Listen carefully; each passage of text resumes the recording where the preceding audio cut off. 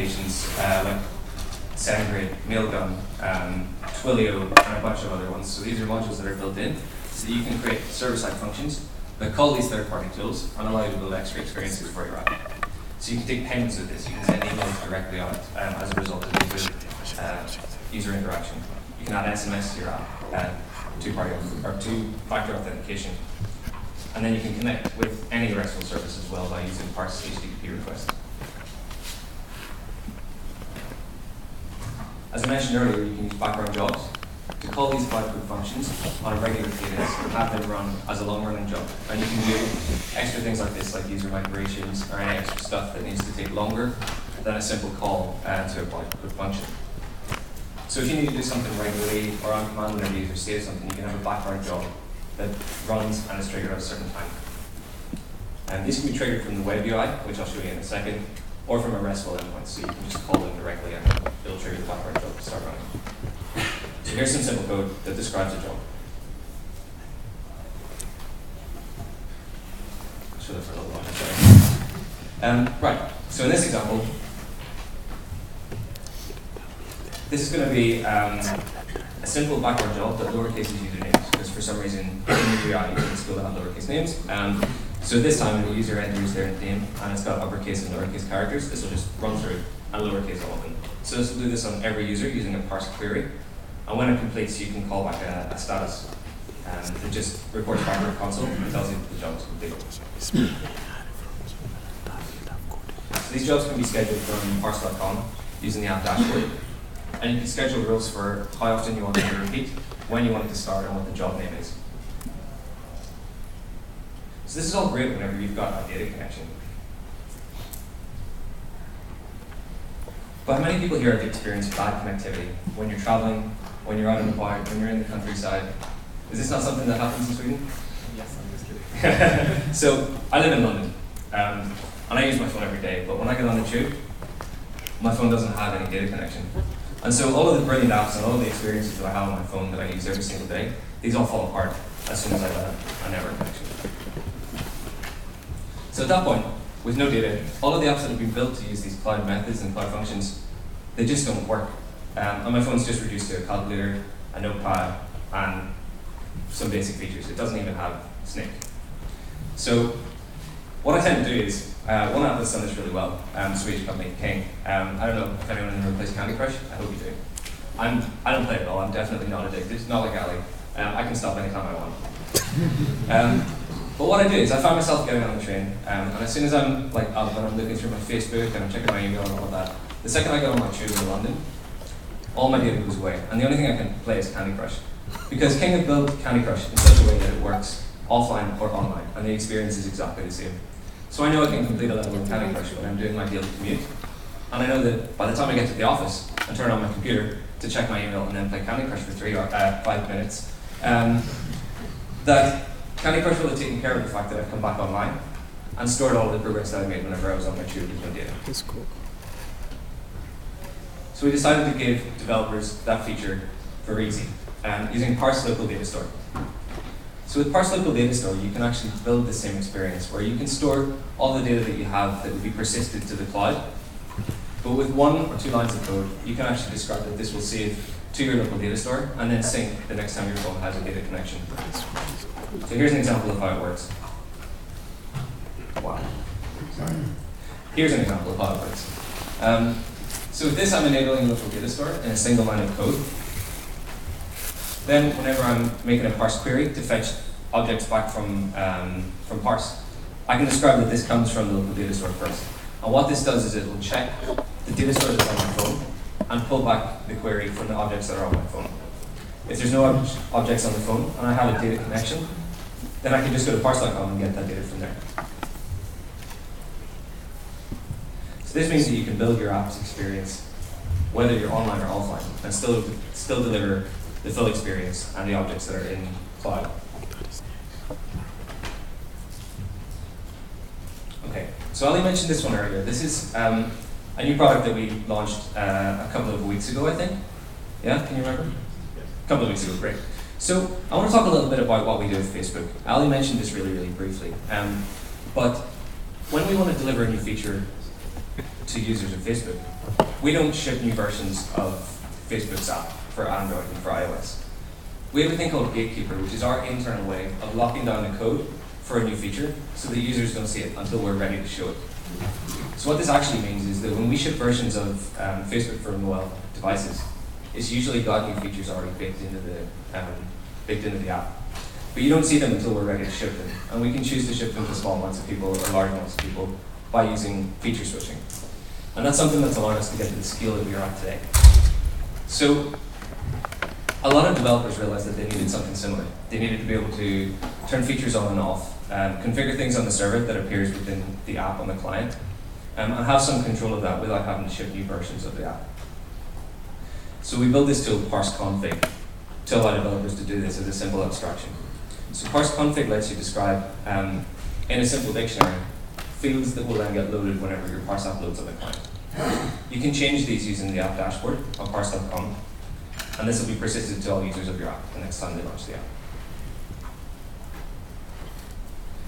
So one thing that I really like about this feature is that we actually built this one directly out of London, which is the first time the Parse has had a product shipped directly from the Facebook London office. So that's pretty exciting. So next up we have Parse Push. Parse Push is a simple abstraction that does cross-platform push notifications. Many people here have tried to do push notifications on iOS, Android, and on Windows at the same time. Right, it's not fun. It's not fun at all. So there are different ways of doing it on each device, on each platform. And Parse Push gives you an abstraction that allows you to send push notifications to all of these platforms easily. So we have the concept of an installation. An installation is the pairing of a device and an install of the app on that device.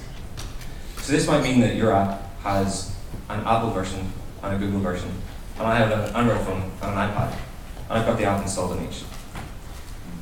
You can identify me by my Parse user, but you can also identify the individual installations by Parse installation, which means that you can choose to push to just the iPad version of the app, or just the Android version of the app, or you can push to all users on whatever device they use. So installations gives you that flexibility so that you can be completely device agnostic. We also have the concept of channels and queries, which are slightly different ways of targeting the people that you want to send push notifications to. So if I want to create a stable interest group, I can send push notifications to that group by using a channel. And this means that when users use the app, they can define channels that they'll be subscribed to through interacting with your app. And then we can push a push notification to all of those people.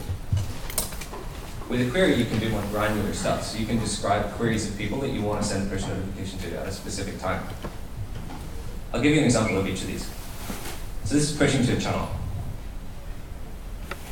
So if I want to send a push to all Sweden fans, I can just define that channel as Sweden fans, and people that describe themselves as Sweden fans will then get this push notification saying, good luck in beating Russia tonight. Is there some sports going on? Yes, it is. I mean, I'm not sure if I also plan to beat Russia tonight, but hopefully in football at least. Great. Query is slightly different. So with a query, I can actually find the people that have checked into Ullevi Stadium, and I can send a push to those people at an exact time saying, the game's about to start, get ready to cheer. So when I call this push send in background, it'll send that push to all of those people that match that query.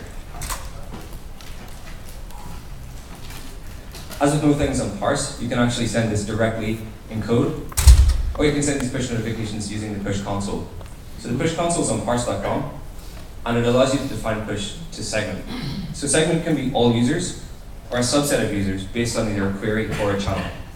And you get very granular control over who you want to send this to. So for example, if I wanted to send a push notification to all female users who use my app, who bought something but haven't logged in the past week, I can send a push notification with a new offer to these people and re-engage them to start using the app again.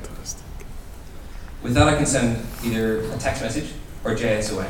With JSON, I can actually embed data in the push so that when the app loads, it doesn't have to fetch that data from the server. It comes directly from the push. And so you can describe an offer and have that pop up when the person launches your app from a push notification. There's a nice little preview that shows you how the push is going to look on your target device. And then there's some scheduling rules. So scheduling rules are very powerful. Because with scheduling rules, you can choose a certain time that you want to send this notification to. I hope you can see the pop-up here because it's quite low resolution. But at this point here, you can say send the push at the time in each user's respective time zone. So for example, it's just past 2 o'clock here in Sweden, and this might be a great time to send a push notification to your Swedish users. But in San Francisco, it's about 5:30 in the morning. So you don't want to send that to people at 5:30 a.m. and wake them up. You want to send it at maybe 2, 3 o'clock in the daytime, in their daytime. And Parse will handle this for you automatically and send the push in the user's appropriate time zone, which is very, very useful. So these do this quite well. You can actually expire a push as well. And you can set that this push lasts for a certain amount of time and then expires. And what these do is they'll send push notifications to people that like specific artists to say, look, we've got a live stream of your artist's concert. It's starting now. But they don't want users to see that the next day, the next time they check their phone, and realize that they missed a live stream and be disappointed. So these are actually set an expiry time, so that push will disappear outside of the time when that push is relevant. Which means that users don't open their app 8 o'clock the next morning and discover that they missed a concert from their favorite artist.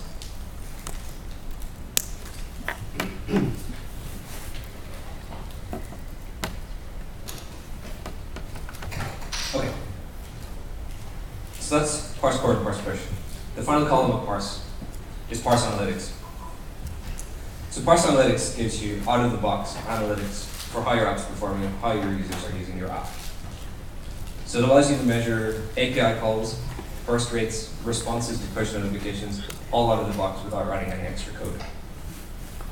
So this is how this looks. So this is the analytics dashboard on parse.com that allows you to split API requests up for specific time segments, and then add extra filters on top of that. So you can get really granular analytics about how your app's performing. So there's different things that you get out of the box that allow you to measure specific pieces of analytics. But on top of that, you can also create custom events. So with custom events, you can create your own events and then track user behavior about the specifics of how you want your app to be used. So by default, all of the API interactions, including all of the objects that are created, they'll all be put into parse analytics. But you can get more custom with that and slice and dice data exactly the data you want, however you want to use it. And you can also store additional data using parameters as a dictionary. So this is an example of a custom event. So in this, we're going to create a new dictionary, a hash file here, and store some values for a sign-up event. So with parse analytics, we can track all of these signups using individual fields, and then split by those fields and filter it so that we can get a view of how signups are going in the app. So some of the things that you can do with this is get some really detailed knowledge of how your app is performing. So, for example, are people dropping off at the first level of the game because it's too hard? Are people dropping off at a certain point in your purchase flow for an e-commerce app? And why are they dropping off at that point? And then, was your last push campaign actually very successful? And was it successful in different regions?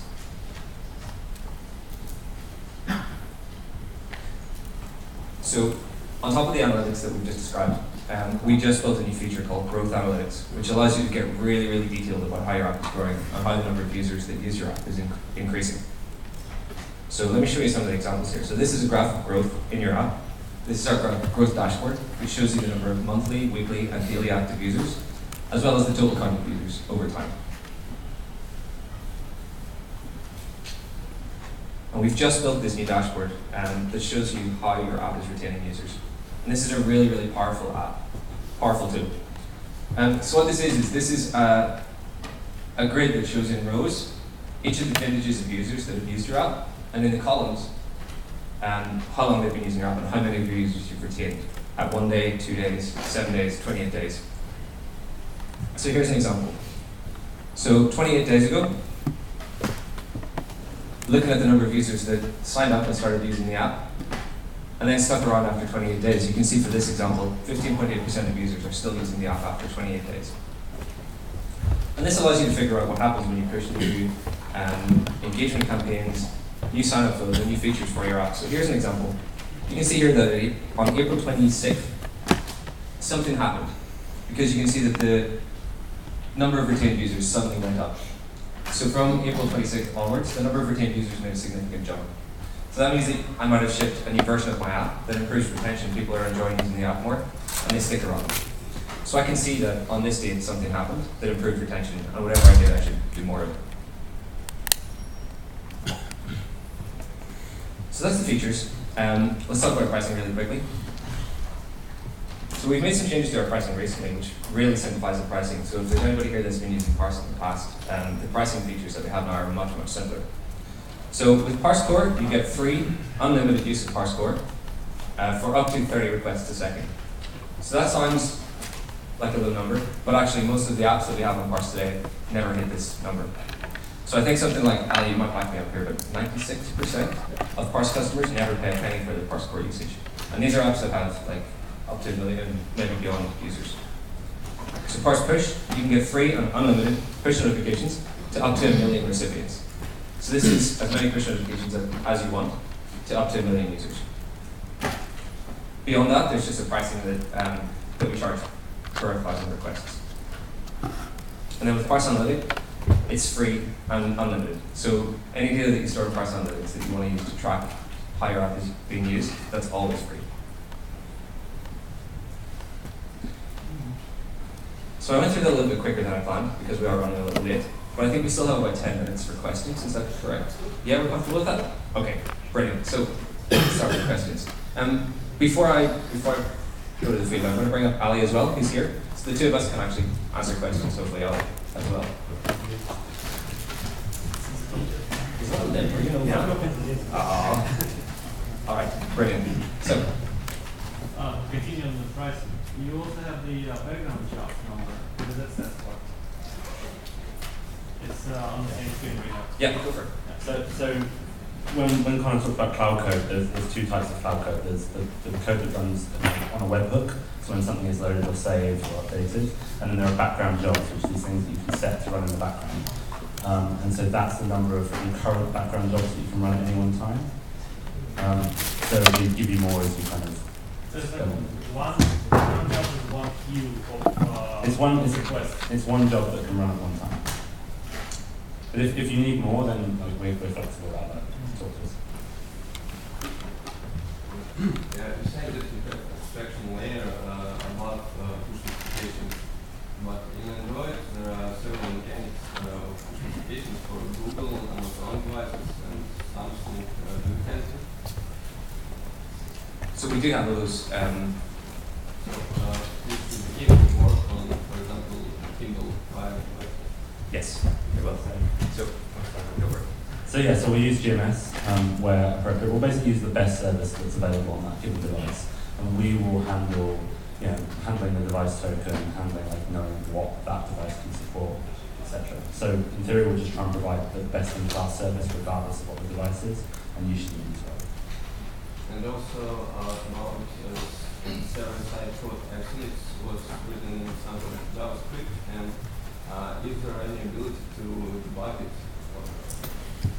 Yeah, there is. So the cloud code that you can write and run on Parse.com, it has basic debugging. So there is a console output that you can see, so you can write like console log commands like you would in JavaScript on the browser. So you can look and see those commands, but you can also use tail. So you can connect to Parse server and then tail your logs, so you can see those in your own console on your device that you're developing with. Beyond that, you can write event side where you can actually check the progress of background jobs. So if you're running a background job and not sending push notifications, you can see what status is returned when your background job completes. So you might want to check the number of push notifications that have been sent successfully, and then dump that out in the status message for your background job completion. So yeah, you don't have to deploy some in some specific way, just write the code inside the website. Yeah, if you want to do it that way, you can. So I think all of the SDKs that we showed in the slides earlier will support sending push notifications. So this means you can send it from Android code on the client if you want, or you can secure that and run it on your own web server using the PHP SDK, or using our REST API and calling it from whatever. So you've got a Ruby or whatever web server that you're building using push notifications. You just call our APIs and it'll send a push for you. Yeah, sorry, I missed the first few minutes, but you may have touched it already, but there was, in the Java code on the average side there, you had a lot of callbacks and stuff like that happening all the time. How would this work together with RX Java? Would it make things easier? Have you tried that? Have you seen anything? So I'm not an Android expert, which is a terrible thing to admit at Droidcon, but I'm not sure. We can find out for you, but I'm not sure the exact answer. Okay. Maybe I find out myself. Great. If you try it and find out, please message us, let one of us know, because that'll be really, really useful. How do you go about deploying with Cloud? So Cloud Code is written, there's a command line tool that Parse provides. So you'll install a command line tool on your local device, and then you'll authenticate with Parse, the Parse service. So it'll basically check that you're a developer of the app that you're trying to develop for. And then you can do a single line deployment using Parse deploy, which is it's going to take the code that you've coded on the client, which is all JavaScript code because it's an abstraction of Node.js. And so the JavaScript code that you'll put up there will be deployed to Parse the server, and it'll be ready to run next time you make a function call. And just to add, so it's worth saying that a common question that we get is how do you develop for Parse locally, because otherwise you'll be deploying all the time. Parse is pretty much an abstraction of Node, so you typically receive developers will spin up a Node server locally to iterate on, and then when they're ready to go, they then do Parse deploy to put out some Parse. That's the common pattern. Quick question. Doesn't mean you can use Node Packet Manager and stuff like that. No, that's the one downfall. So we don't currently support NPM. It is something we're looking to add, but in almost all 98% of cases, if you just remove the word require and put the word include, it's just JavaScript at the end of the day, so it will just work. Do you have any limitations on APIs you can use? For instance, I know Google Engine doesn't allow to write files or something like this. Yeah, so it's pretty similar. So obviously, from a security perspective, we need to make sure that people aren't, so you don't have full server access. So that's why Cloud Code is essentially an abstraction of Node.js, and it doesn't provide full functionality. So I can't speak specifics, not off the top of my head, but yes, there are a couple of things that you can do. So writing files is one of them. But Parse has a file abstraction that you can use for writing files as well, and it'll store them on a Parse CDN. More questions? I will check this out. So thank you very much for your workshop, and